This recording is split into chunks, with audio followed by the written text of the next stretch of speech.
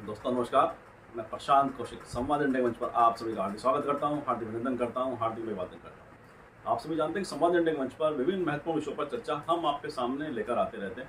और आज भी उसी संदर्भ में देश की राजनीति के एक बड़े महत्वपूर्ण विषय पर हम चर्चा आपके सामने प्रस्तुत कर रहे हैं। आप सभी जानते हैं कि इस समय देश की राजनीति में अलग अलग तरीके से सत्ता पक्ष और विपक्ष के बीच में विभिन्न मुद्दों पर बड़ी तकरार एकदम से लगातार सामने आ रही है। पिछले काफी समय से हम देख रहे हैं कि पक्ष और विपक्ष, जो सत्ता पक्ष है और विपक्ष का जो पक्ष है, उसके बीच में अनेक विषयों पर बहुत बड़ी असहमति की दीवार दिखाई देती है। ऐसे बहुत सारे विषय हम अनेक वर्षों से देख रहे हैं जिसमें सत्ता पक्ष और विपक्ष के बीच में लगातार एक तनातनी बनी रहती है और जो असहमति की दीवार है वह लगातार मजबूत होती जा रही है। आखिर ऐसे कौन से कारण है कि असहमति की दीवार टूटने की बजाय बल्कि और मजबूत होती जा रही है? और ऐसा विषय हम लगातार देख रहे हैं कि ना कोई ऐसा विषय आ जाता है सत्ता पक्ष और विपक्ष के बीच में जो लगातार उनके बीच में असहमति की जो दीवार है और लगातार मजबूत होती जा रही है। उनके जो आपस में मत भिन्नता है लगातार मजबूत होती जा रही है। हाल ही में हम देखते हैं कि अगर सत्ता पक्ष की हम बात करें, बीजेपी केंद्र सरकार में है और वह लगातार जिस तरह से अपने मुद्दों को लेकर अडिग रहती है, अपनी बातों को लेकर अडिग रहती है, वह विपक्ष की बातों को दरकिनार करने में उसे कोई परहेज नहीं रहता, कुछ संकोच नहीं रहता। उसी तरह से विपक्ष का भी हम रवैया देखते हैं। अगर विपक्ष का हम देखते हैं जो उनके राजनीतिक तरीके हैं, वह भी सत्ता पक्ष के साथ किसी भी तरह की समझौता करने के किसी भी विषय पर दिखाई नहीं देते हैं। तो इस वजह से लगातार दोनों पक्ष के बीच में तनातनी बनी रहती है, लगातार एक असहमति का माहौल दोनों के बीच में बना रहता है। और चाहे पार्लियामेंट के अंदर भी देखते हैं कि सदन बाधित होता है, ना सत्ता पक्ष अपने किसी विषय पर पीछे हटने को तैयार होता है, तो न ही विपक्ष किसी तरह से अपने मुद्दों से पीछे हटने को तैयार दिखा देता। उसी का परिणाम है कि सदन के अंदर भी, संसद के अंदर भी हम देखते हैं लगातार गतिरोध बनाया। साथ ही महत्वपूर्ण विषय यह आता है कि जिस तरह से सत्ता पक्ष के खिलाफ, बीजेपी के खिलाफ पूरा विपक्ष में एक लामबंदी की हम इस समय देखते हैं कि लामबंदी कवायद लगातार जारी है। विभिन्न विपक्षी नेताओं के द्वारा विपक्ष को जोड़ने की जो कवायद है लगातार देखी जा रही है। तो पहले हम देखा कि जो पश्चिम बंगाल की मुख्यमंत्री ममता बनर्जी विपक्षी दलों की जोड़ने की कवायद उन्होंने शुरू की थी। विपक्षी नेताओं के साथ उन्होंने मुलाकात की, विभिन्न राज्यों के मुख्यमंत्री के साथ मिली और देश की राजनीति को लेकर उन्होंने उनसे वार्ता की और कहा कि जिस तरह से बीजेपी के खिलाफ एक गठबंधन का सबूत होना चाहिए, उसको लेकर उन्होंने रणनीतियों और विपक्षी नेताओं के साथ साझा की। इसी कड़ी में हमने देखा कि तेलंगाना के मुख्यमंत्री केसीआर चंद्रशेखर राव, उन्होंने भी अपनी पार्टी का नाम बदलकर राष्ट्रीय पार्टी का उसको मुहिम में अपना शामिल करने की उन्होंने कवायद की और विभिन्न राज्यों के छत्रपों से, विभिन्न राज्यों के मुख्यमंत्री से, विपक्ष के दलों के नेताओं से उन्होंने मुलाकात की और एक राष्ट्रीय सबूत देने की अपने विचारों को कहीं ना कहीं कोशिश की। साथ हम देखते हैं शरद पवार भी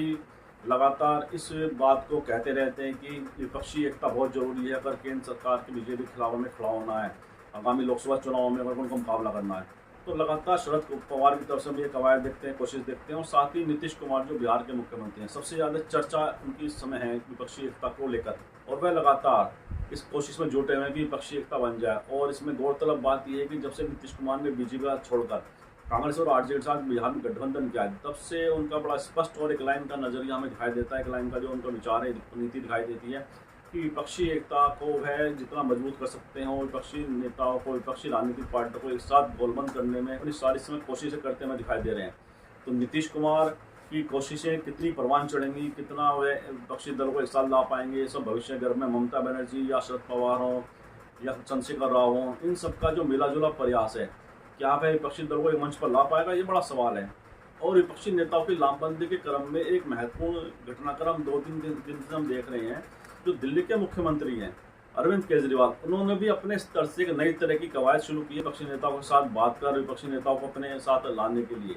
हालांकि जो विषय पर चर्चा कर रहे हैं, जो सामने रख रहे हैं, उसका तो विषय थोड़ा सा एक अलग है। कुछ विषय ये है कि उसमें जो दिल्ली सरकार के संबंध जो अधिकारी हैं, उन पर कंट्रोल दिल्ली सरकार का है या एलजी का है। अरविंद केजरीवाल का विषय जो प्रमुख से सामने आ रहा है वह अलग है। वह इनका जो कहना है कि हम उस अध्यादेश के खिलाफ, सरकार के खिलाफ विरोध में, जिन्होंने जो सुप्रीम कोर्ट ने हमें एक सहूलियत प्रदान की थी अपने आदेश के द्वारा कि जो अधिकारी हैं उन पर दिल्ली सरकार का कंट्रोल रहेगा, लेकिन वो केंद्र सरकार ने दोबारा से अध्यादेश लाकर एलजी के हाथ में वह कमान फिर सौंप दी है। इसको लेकर, इसके विरोध में वह विपक्षी दलों के साथ बात कर रहे हैं, उनसे जोड़ रहे हैं अपने साथ। वो कह रहे हैं कि राज्यसभा में जो बिल प्रस्तुत होए तो सभी विपक्षी दल आपस में एकता वहाँ पर परिचय दें और उस विधेयक के खिलाफ वोट करें, जिससे कि वह जो अध्यादेश है राज्यसभा में पारित न हो सके। इससे विपक्षी ताकत भी दिखाई देगी केंद्र सरकार के खिलाफ और ये एहसास होने हो जाएगा कि विपक्षी दल एकजुट हो गए हैं। लेकिन बात ये निकल के आती है कि अरविंद केजरीवाल विपक्षी एकता को लेकर वाकई गंभीर है। यहाँ पर विपक्षी एकता की बात केवल अपने फायदे के लिए देख रहे हैं, अपने जो बिल अध्यादेश उनके खिलाफ, सरकार के खिलाफ केंद्र सरकार लाई है, क्या उसके खिलाफ ही वह उसकी विपक्षी एकता की दुहाई देते घूम रहे हैं, क्योंकि अरविंद केजरीवाल की जो राजनीति रही है, जिस तरह से उनका एक राजनीतिक सफ़र रहा है, राजनीतिक यात्रा रही है, उसको अगर हम ध्यान से देखें, गंभीरता के साथ देखें, तो खास तौर से जो कांग्रेस से लेड जो पूरा एक गठबंधन है, कहीं न कहीं एक विश्वास की भावना उनमें बहुत ज़बरदस्त है कि अरविंद केजरीवाल लगातार बातें विपक्षी एकता ही करते रहें, लेकिन विभिन्न मौक़ों पर उनकी जो कार्यशैली, राजनीतिक शैली दिखाई देती है, उसमें उनका जो स्टैंड है वो कोई भी भरोसे के साथ यह नहीं कह सकता है कि वे कल को मेरे साथ खड़े रहेंगे या उसके साथ खड़े रहेंगे या उसके साथ नहीं खड़े रहेंगे। तो इसलिए अरविंद केजरीवाल की राजनीतिक शैली को लेकर हर राजनीतिक पार्टी के अंदर बड़ी एक संशय की स्थिति रहती है, बड़ी मतभिन्नता की स्थिति रहती है। ऐसे में ये बड़ा सवाल बनकर सामने आ रहा है कि अरविंद केजरीवाल जो एक विभिन्न क्षेत्रों के साथ जो बात कर रहे हैं, विभिन्न क्षेत्रीय दलों के साथ जो बात कर रहे हैं, क्या केवल वो राज्यसभा में उस अध्यादेश को के खिलाफ मत देने के लिए गुलामबंद कर रहे हैं, क्या वास्तव में वे विपक्षी एकता के लिए भी गंभीरता के साथ प्रयास करेंगे भविष्य में? क्योंकि अरविंद केजरीवाल ने देखा कि ममता बनर्जी के साथ मिलकर उन्होंने काफ़ी अपनी बातें कही, आपस में दोनों की बातचीत भी हुई, दोनों ने सामने आकर प्रेस के सामने अपनी बातें रखी। इसके पश्चात भी कहीं न कहीं वह जो मुहिम है जो अरविंद केजरीवाल, ममता बनर्जी पहले शुरू की थी, एक परवान चढ़ती दिखाई नहीं देती है। इसके पश्चात भी कहीं न कहीं वह जो मुहिम है जो अरविंद केजरीवाल, ममता बनर्जी पहले शुरू की थी, एक परवान चढ़ती दिखाई नहीं देती है। और उसके पश्चात अरविंद केजरीवाल मुंबई में जाकर भी उद्धव ठाकरे से मिलते हैं और उनसे भी सारी वह बात करते हैं, कहीं विपक्षी एकता को एक नया आयाम प्रदान करने की। उद्धव ठाकरे से मुलाकात भी उन्होंने की और साथ ही शरद पवार जो एनसीपी के प्रमुख हैं और महाविकास अघाड़ी के हमारे जो जिसको कहते हैं कि महाविकास अघाड़ी जो गठबंधन है महाराष्ट्र में, कांग्रेस, शिवसेना, उद्धव ठाकरे वाला गुट जो है और शरद पवार की एनसीपी, उसको साकार करने में शरद पवार की बड़ी भूमिका रही थी।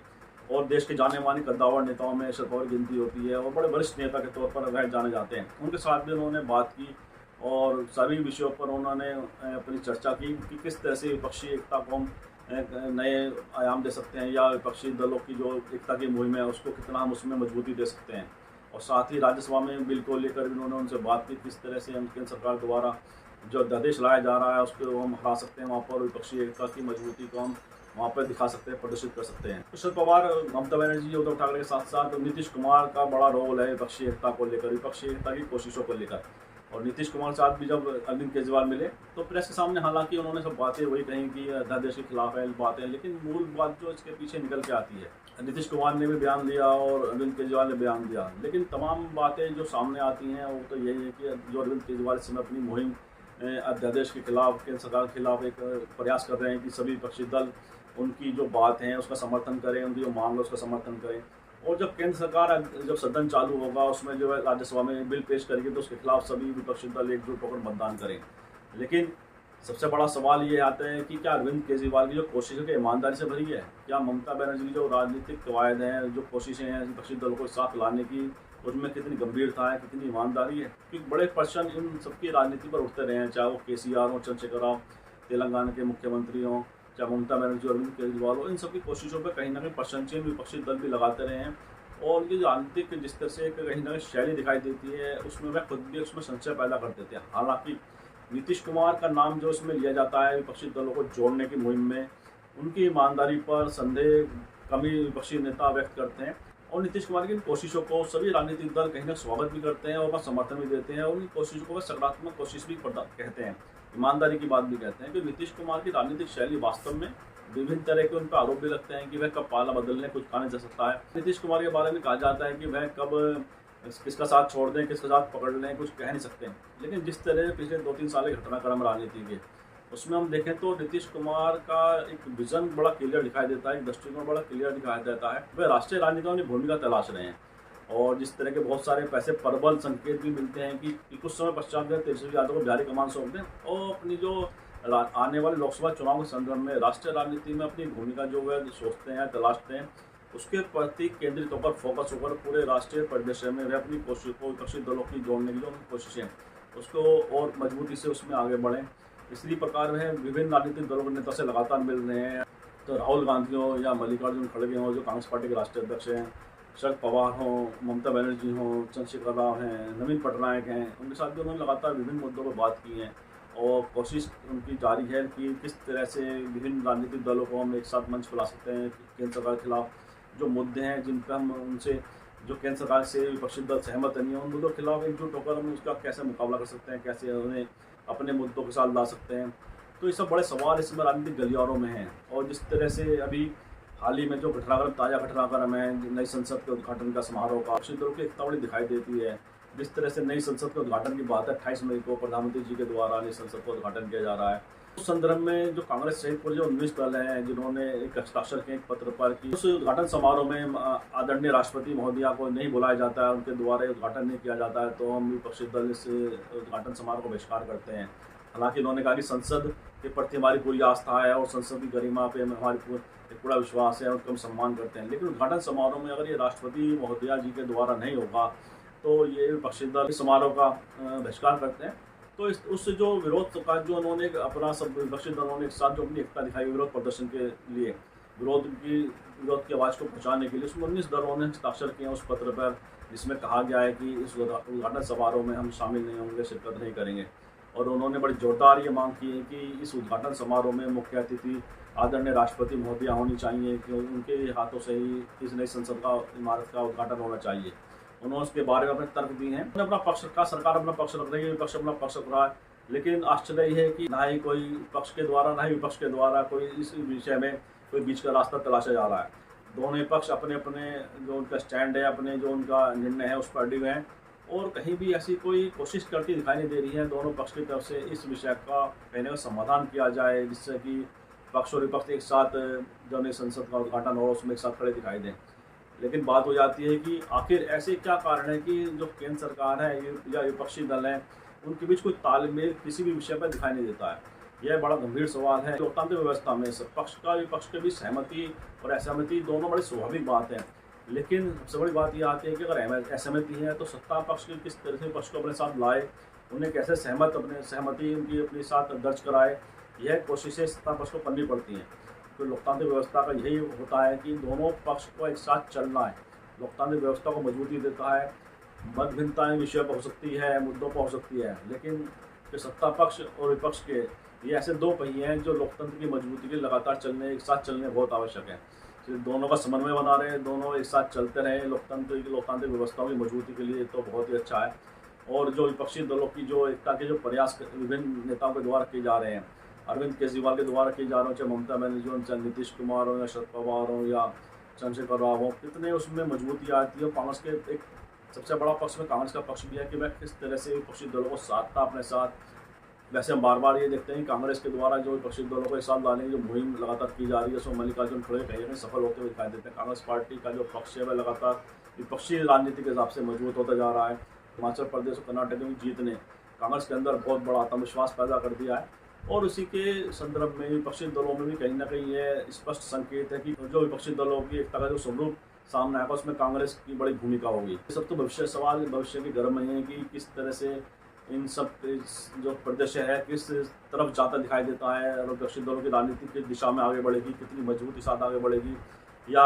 विभिन्न मोर्चों में वह बट कर रह जाएगी, या एक साथ एक मंच पर आने में विपक्षी दल सफल होंगे। विभिन्न नेताओं के द्वारा जो कवायद की जा रही है, कोशिशें की जा रही है, वह कितनी सफल होंगी, और सत्ता पक्ष